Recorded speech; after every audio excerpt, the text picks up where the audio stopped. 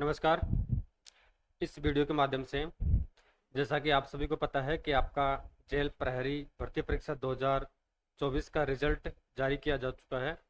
तो इस वीडियो के माध्यम से आपकी जो भर्ती परीक्षा है जेल प्रहरी 2024 वाली, उसमें बात करेंगे कि आपकी टोटल वैकेंसी कितनी है, यानी कैटेगरी वाइज कितनी है और कितने कैंडिडेट को इसमें पास किया गया है, एंड टीएसपी और नॉन टीएसपी को मिला के कितना कैंडिडेट इसमें पास किए गए हैं। ठीक है। और कट ऑफ के बारे में बात करेंगे, जैसा कि कट ऑफ इसमें दिया गया नहीं है तो किस प्रकार से आपका रिजल्ट जारी किया गया है, किस प्रकार से नॉर्मलाइजेशन यानी इक्यू परसेंटाइल फॉर्मूला अपनाया गया है, उसके बारे में बात करेंगे। और फिर जो आपकी आगामी प्रोसेस है, यानी आपका जो शारीरिक दक्षता परीक्षा होगा वो किस प्रकार से होगा, कब तक उसका आयोजन किया जाएगा, कितने अभ्यर्थियों का उसमें चयन किया जाएगा, और उस जो आपका शारीरिक दक्षता परीक्षा है उसके कौन कौन से नॉर्म्स हैं, उसके बारे में डिटेल से बात करेंगे। तो ठीक है फ्रेंड्स, बात करते हैं। फ्रेंड्स, आपका जो ये भर्ती है जिसका रिजल्ट आज कर्मचारी चयन बोर्ड द्वारा यानी 30 अगस्त 2025 को जारी कर दिया गया है। इसमें जो आपकी वैकेंसी थी 2024 की वैकेंसी थी, 12 दिसंबर 2024 को इसका विज्ञापन जारी किया गया था और अगस्त माह में इसका अमेंडमेंट जारी किया गया था। इन पोस्टों में वृद्धि हुई थी। ठीक है। इसमें बात करते हैं कि आपकी जो पोस्टें थी टोटल, यानी 968 आपकी टोटल पोस्ट है। कितनी है इसमें? 968 टोटल पोस्टें हैं, या 968 968 आपकी टोटल पोस्टें हैं। जिसमें बात करें नॉन टीएसपी की यानी गैर अनुसूचित क्षेत्र की, जिसमें आपकी 912 टोटल पोस्टें हैं, और टीएसपी की बात करें तो 56 पोस्टें हैं, यानी कुल मिला के आपकी 968 इसमें टोटल पोस्ट है। फिर पदों का वर्गीकरण देखते हैं, यानी क्लासिफिकेशन देखते हैं पदों का। फ्रेंड्स, आपके लिए वीडियो बहुत ही महत्वपूर्ण है, यानी जैसा कि अब रिजल्ट जारी किया जा चुका है, जिसमें कई कैंडिडेट ऐसे हैं तो वो कन्फ्यूजन में है कि रिजल्ट किस प्रकार से चेक करें। यानी इसमें से लगभग 6 लाख अभ्यर्थियों ने एग्जाम दी थी, जिसमें से लगभग 4,22,000 कैंडिडेट को पास कर दिया गया है। तो इतने कैंडिडेट को पास करने का क्या औचित्य है, क्या सभी कैंडिडेट का फिजिकल लगेगा या नहीं लगेगा, कितने लोगों का लगेगा, किस प्रकार से लगेगा, उसके बारे में बात करेंगे। ठीक है। आपका जो भी कन्फ्यूजन है, क्यूरीज है, वो इस वीडियो के माध्यम से दूर हो जाएगी। तो इसमें पदों का वर्गीकरण की बात कर रहे हैं, क्लासिफिकेशन की बात कर रहे हैं, तो मंडलवार जो आपके मंडलवार है, जितने मंडल है उसके अकॉर्डिंग आपके टोटल वैकेंसी की बात कर रहे हैं। फर्स्ट बात करते हैं जनरल की मेल की 295 वैकेंसी है, और फीमेल की बात करें तो फीमेल की जो सामान्य है 83 है, और विडो की यहाँ पे 34 है, और डाइवर्स के यहाँ पे 8 वैकेंसी है। टोटल जनरल की 420 वैकेंसीज है। ईडब्ल्यूएस कैटेगरी बात करें तो मेल की 64 है, और इसी तरीके से फीमेल की बात करें 17 है, और 7 और 0 है, और 88 है। ठीक है, यानी विडो और वो डाइवर्स है। ओबीसी में 116 सामान्य की है, और 32 सामान्य महिला की है, 12 आपकी विडो की है, और 2 डाइवर्स की है। टोटल 162 वैकेंसी है। इस तरह एमबीसी की बात करें तो 28 मेल की है, 11 वैकेंसी आपकी फीमेल है, जिसमें से 3 आपका विडो है, 0 डाइवर्स है। टोटल 42 वैकेंसी है। एससी की बात करें तो एससी के यहाँ पे 83 वैकेंसी आपकी मेल की है, 20 वैकेंसी सामान्य महिला की है, 10 वैकेंसी आपकी विडो की है, और 3 वैकेंसी आपकी डाइवर्स की है। टोटल 116 वैकेंसी है एससी में। एसटी की बात करें तो 96 पुरुषों की वैकेंसी है, यानी सामान्य पुरुषों की नहीं है, मेल सामान्य है। ठीक है, यानी सामान्य मेल की 96 है, तो सामान्य महिला की 26 है। ठीक है। तो इसमें एक ध्यान रखिए कि मेल की जो वैकेंसी होती है उसमें सामान्य कैटेगरी की महिलाएं जा सकती है, और यहाँ पे फीमेल की एसटी में 26 वैकेंसी है, डाइवर्स की 12 है, और विडो की यहाँ पे 12 है, और डाइवर्स के यहाँ पे 2 है। कुल 136 वैकेंसी है। तो सहरिया की बात करें, सहरिया में मेल में 3 वैकेंसी है, सामान्य महिला में 1 है, और डाइवर्स या विडो में कोई वैकेंसी नहीं है। टोटल सहरिया की 4 वैकेंसी है। ठीक है, ये तो नॉन टीएसपी की बात हो गई। अब टीएसपी की बात कर लेते हैं। ठीक है, इसमें आपका टीएसपी और नॉन टीएसपी दोनों आ गया। फिर आपका जो क्षैतिज आरक्षण है, यानी हॉरिजॉन्टल रिजर्वेशन, उसके बारे में बात करेंगे। विकलांग की वैकेंसी की बात करें, दिव्यांगजनों की 0 वैकेंसी है। उत्कृष्ट खिलाड़ी की बात करें, स्पोर्ट पर्सन की बात करें तो यहाँ पे आपके 18 वैकेंसी है, और एक्स सर्विसमैन की बात करें, भूतपूर्व सैनिकों की बात करें तो यहाँ पे टोटल आपकी 115 वैकेंसी है, जिनको कैटेगरी वाइज बांट रखा है। ठीक है। और आपका जो रिजल्ट है वो रिजल्ट आज 30 अगस्त 2025 को जारी कर दिया गया है। तो अब मुख्य बिंदु, जैसा कि इसमें जो पहले अभी 5-7 मिनट बात की है, जिसके बारे में आप सभी भली बातें जानते हैं, फिर कितनी वैकेंसी है, कब विज्ञापन जारी किया गया है, कैटेगरी वाइज कितनी है। ठीक है, अब महत्वपूर्ण बिंदु के बारे में बात करेंगे। ठीक है, आपका रिजल्ट आज 30 अगस्त 2025 को जारी कर दिया गया है, जिसमें जो रिजल्ट जारी किया गया है अब उसमें सभी कैंडिडेट को ऐसा था कि 2 गुना कैंडिडेट पास किए जाएंगे, कट ऑफ जारी की जाएगी, ठीक है, सभी ये कयास लगाए जा रहे थे सभी के द्वारा। लेकिन इसके विपरीत हुआ है, यानी विपरीत कोई पहली बार नहीं हुआ है कि मार्च 2025 से चयन बोर्ड द्वारा जितने भी रिजल्ट जारी किए जा रहे हैं उनमें जो सेवा नियम के रिगार्डिंग जो भी प्रोविजंस होता है, यानी किसी की सेवा नियम में 40% मिनिमम लाना जरूरी है, 35% लाना जरूरी है, या 36% लाना जरूरी है, ये वाट जो भी आपका रूल्स है, ठीक है, तो उसके अकॉर्डिंग आपको मिनिमम नंबर लाने पर सभी को क्वालिफाई कर दिया जाता है, ठीक है। और जो भी फिर आगामी जो भी भर्ती परीक्षाओं में जैसे कोई सीधी भर्ती हो, उसमें फिजिकल नहीं हो, इंटरव्यू नहीं हो, तो वहाँ पे 2 गुना कैंडिडेट को वेरिफिकेशन के लिए बुलाया जाता है। और इसमें अब आपका फिजिकल है, ठीक है, फिजिकल होने के बाद में फिर आपका मेडिकल होगा, फिर आपका वेरिफिकेशन होगा, तो इसमें लंबी प्रक्रिया है, उसके बारे में बात करेंगे किस प्रकार से होगा। तो इसमें नॉन टीएसपी के रिजल्ट की बात करें तो 4,655 कितने, यानी 4,655 कैंडिडेट को इसमें पास किया गया है। कितने कैंडिडेट को पास किया गया है? 4,656 कैंडिडेट को इसमें पास किया गया है। और टीएसपी की बात करें तो 22,051 कैंडिडेट को इसमें पास किया गया है। यानी टोटल आपका जो क्वालिफाइड कैंडिडेट है 4,22,706 कैंडिडेट, कितने? 4,22,706 कैंडिडेट को इसमें पास किया गया है। और जो आपका रिजल्ट निकाला गया है वो इक्यू परसेंटाइल फॉर्मूले के अकॉर्डिंग निकाला गया है, जैसा कि मैंने एक वीडियो में सेपरेट बना रखा है, इसको आप वहाँ देख सकते हैं इक्यू परसेंटाइल फॉर्मूला क्या होता है। तो इसमें किसी भी कैंडिडेट को कोई खास नुकसान नहीं होगा, यानी जो आपकी वैकेंसीज है उसको दोनों 2 पारियों में आपका एग्जाम आयोजित किया गया है, जिसमें बराबर जो आपकी 968 सीटें हैं, ठीक है, तो वहाँ पे आपकी 484 और 484 सीटों के हिसाब से आपकी दोनों पारियों में सीटें डिवाइडेड कर दी जाएगी। अब इसमें अब बात करते हैं मुख्य बिंदु पर, आपका जो शारीरिक दौड़ परीक्षा होगी वो कब आयोजित होगी, इसमें कितने अभ्यर्थियों को बुलाया जाएगा, और उसका क्या क्या रूल्स और रेगुलेशन है, क्या क्या नियम है, वो अभी देखेंगे। कौन क्या आपको आपकी उसके लिए क्या क्या क्वालिफिकेशन क्या आपकी जो शारीरिक क्षमता है वो किस प्रकार से होनी चाहिए, कितना वजन होना चाहिए, चेस्ट कितना होना चाहिए, कितने मिनट में आपको दौड़ पूरी करनी चाहिए, वो सब बातों को देखेंगे। फ्रेंड्स, इसमें एक चीज ध्यान रखना है कि इसमें जो आपका रिजल्ट जारी किया गया है, यानी कुल 968 पोस्टों के बिहाफ पर 4,22,706 कैंडिडेट को पास किया गया है। तो इसमें इनमें पास करने का कोई औचित्य नहीं है, ठीक है। तो यहाँ पे अब कैंडिडेट के सामने ये दुविधा है कि वो अपना रिजल्ट किस प्रकार से देखे। तो मैंने अभी जस्ट अभी वीडियो बनाया था, उसमें भी आप देख सकते हैं, और इसी वीडियो के माध्यम से मैं पुनः आपको बता रहा हूँ कि आपका जो रिजल्ट है वो लगभग सभी 5-6 लाख कैंडिडेट इस एग्जाम में एंट्री ली थी, इसमें से 4,22,000 कैंडिडेट को पास किया गया है लगभग। तो इसमें से जो आपका आगामी नेक्स्ट 1-2 माह में आपका जो कारागार विभाग के द्वारा आपका फिजिकल करवाया जाएगा, ठीक है, तो उसमें लगभग 10 गुना अभ्यर्थियों को बुलाया जाएगा, ठीक है। अभी 4,22,000 व्यक्तियों से यहाँ पे कोई मतलब नहीं है, तो 968 वैकेंसी का मान के चलो आपका 10 गुना कितना होता है, यानी 10,000 के आसपास, कितने? 10,000 के आसपास कैंडिडेट को यहाँ पे जो आपके शारीरिक दक्षता परीक्षा होगी उसके लिए बुलाया जाएगा, ठीक है। अब उसमें से किस प्रकार से बुलाया जाएगा वो देखते हैं। जैसे आपकी सीट मान के चलो एसटी की सीट की अभी बात की थी, यहाँ पे मान के चलो एसटी के यहाँ पे 96 सीट है मेल कैंडिडेट की, कितनी? मेल कैंडिडेट की यहाँ पे 96 सीट है, तो 96 का 10 गुना करेंगे तो 960 कैंडिडेट हो गए, कितने हो गए? 960 कैंडिडेट को फिजिकल के लिए बुलाया जाएगा। अब इसमें एसटी की अब 96 सीट है, तो क्या जरूरी है कि 960 कैंडिडेट को पास किया गया है? इसमें इससे कई गुना ज्यादा, यानी इससे कोई सीटों की अपेक्षा कम से कम 100 गुना ज्यादा कैंडिडेट, 100-150 गुना ज्यादा कैंडिडेट को पास किया गया है, ठीक है। तो यहाँ पे 900 एग्जाम्पल बता रहे हैं, यानी लगभग 10 गुना कैंडिडेट को बुलाया जाएगा। हो सकता है इसमें 10 से थोड़ा अबोव भी हो सकता है, थोड़ा कम भी हो सकता है। तो 90 उदाहरण के तौर पे देख रहे हैं कि आपका एसटी का 96 मेल का वैकेंसी है, इसी प्रकार से आप अन्य कैटेगरी की तुलना कर सकते हैं। तो 96 को 10 से मल्टीप्लाई करेंगे तो 960 अभ्यर्थियों को फिजिकल के लिए बुलाया जाएगा। अब आपको रिजल्ट जारी किया गया है, आपको रिजल्ट किस प्रकार से देखना है कि आपको कैसे पता लगे कि मैं आगामी फिजिकल के लिए वैलिड हूँ या नहीं हूँ। तो फ्रेंड्स, इसमें कोई हार्ड काम नहीं है। तो आप जैसे आपका मोबाइल से आपका रिजल्ट देखेंगे या लैपटॉप से देखेंगे या जो भी आपका टैबलेट है, ठीक है, तो आप जैसे पीडीएफ डाउनलोड करेंगे तो पीडीएफ में आपको क्या देखना है कि जो आपका जैसे एसटी का देख रहे हैं, तो एसटी में अब आपकी रैंक के स्टार्ट से लेके लास्ट एंड तक रिजल्ट में जा रही है, ठीक है।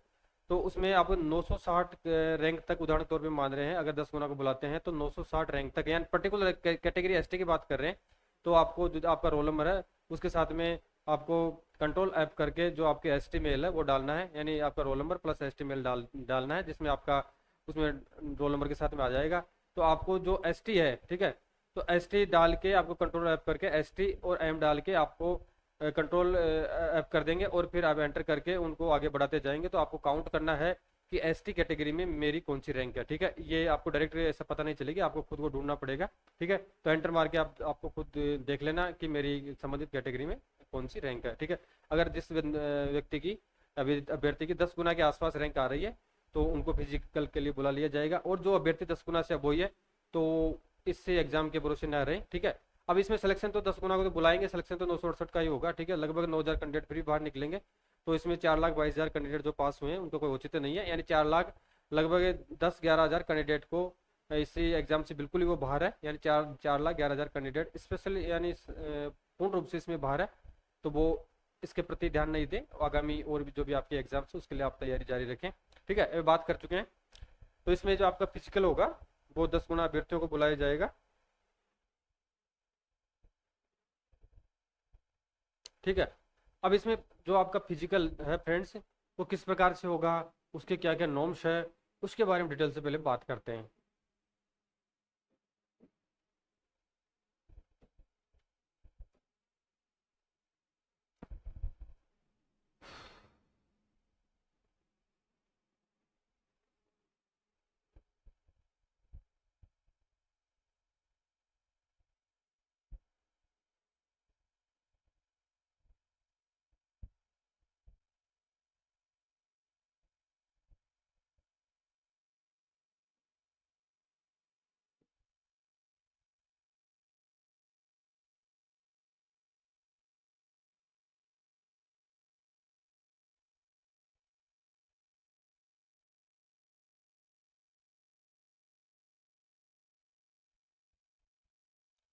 देखिए जो आपका वेरिफिकेशन होगा उसके बारे में बात कर रहे हैं यहाँ पे।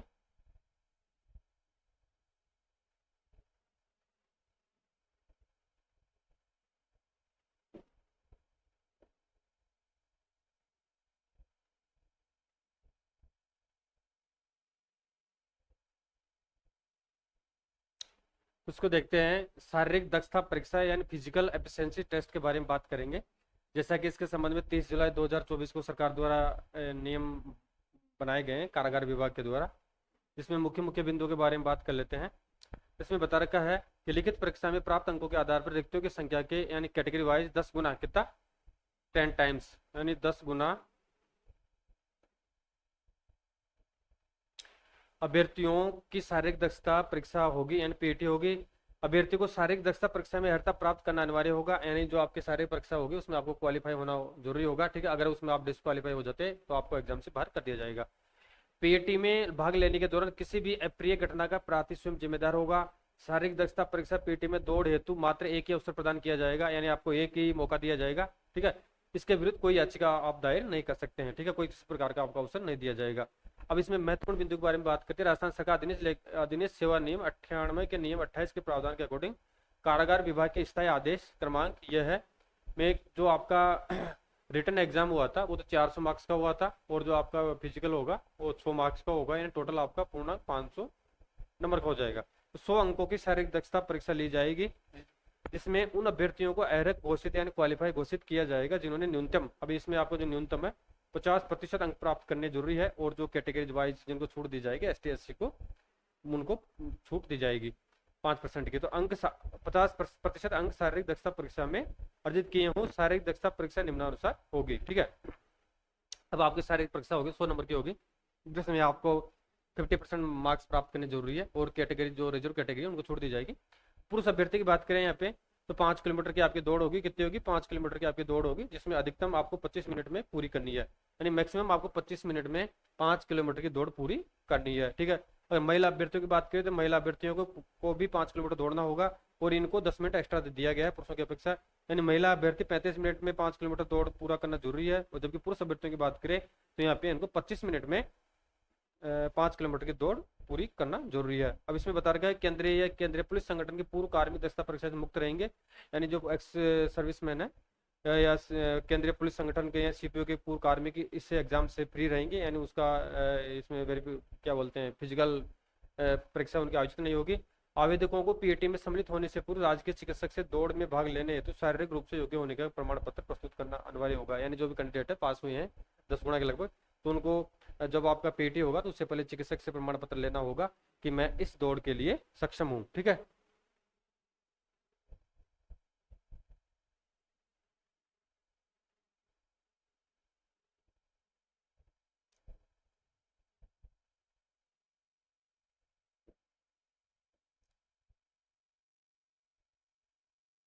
फिर बात करते हैं एक मुख्य बिंदु पर, यानी जो प्रेग्नेंट औरत है तो गर्भवती महिलाओं ये सक्षम चिकित्सा अधिकारी का प्रमाण पत्र की वह गर्भावस्था के कारण पीटी या पीएसटी परीक्षा में देने हेतु सक्षम नहीं है।